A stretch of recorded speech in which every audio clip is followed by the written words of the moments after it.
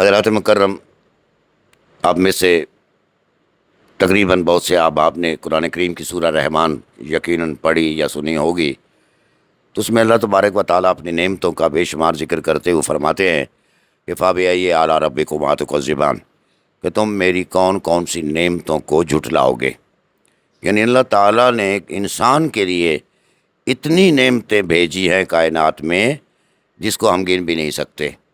اور لفظ اللہ تعالیٰ نے نعمت کا لفظ استعمال کیا ہے ان کے لیے جو ہم پر احسانات اللہ نے، جو ہمارے ساتھ اللہ کی کرم نوازی ہے۔ لیکن ایک جگہ پر آ کے اللہ تبارک و تعالیٰ نے انسان کو مخاطب کرتے ہوئے کہا کہ میں نے یہ جو نبی حضرت محمد مصطفیٰ صلی اللہ علیہ وسلم یہ جو آپ پر بھیجے ہیں، یہ جو ان کو آپ پر بھیجا گیا ہے، یہ میرا تم انسانوں پر ایک بہت بڑا احسان ہے۔ جہاں تک میرے ناقص مطالعے کا تعلق ہے،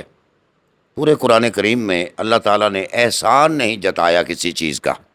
حالانکہ اتنی بے شمار نعمتیں ہیں کہ ہم اگر احسان جتانا چاہیں بھی تو وہ ہم نہیں ادا کر سکتے احسان۔ لیکن صرف ایک مقام پر اللہ تعالیٰ نے احسان جتایا، نبی کریم صلی اللہ علیہ وسلم کو ہماری اس کائنات میں بھیجنا۔ لہٰذا نبی کریم صلی اللہ علیہ وسلم جب تک کائنات میں نہیں آئے، آپ دیکھیں کہ بے شمار روایات کے مطابق 1,24,000 پیغمبر تشریف لائے، لیکن ان کے باوجود اپنے اپنے وقت میں انہوں نے اللہ تعالیٰ کی توحید کا بیان کیا، سب کچھ بتاتے رہے، سیدھا راستہ بتاتے رہے، لیکن جو کام نبی کریم حضرت محمد مصطفیٰ صلی اللہ علیہ وسلم نے کیا وہ شاید ان انبیاء سے بھی نہ ہو سکا۔ لہٰذا قرآن کریم کو جس طرح ضابطۂ حیات کہا جاتا ہے،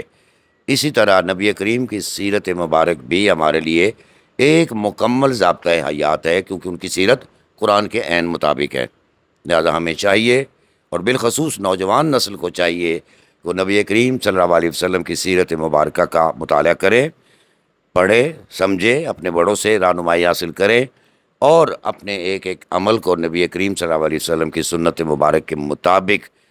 ان کو اپنائیں، تاکہ زندگیاں سنور سکیں، اور پھر ایک وقت جب آئے کہ جب اللہ تعالیٰ کے روبرو ہمیں پیش ہونا ہے تو ہمیں وہاں جاتے ہوئے ڈر نہ لگے، کوئی خوف نہ آئے، ہم اتنا اپنے آپ کو تیار کر کے جائیں۔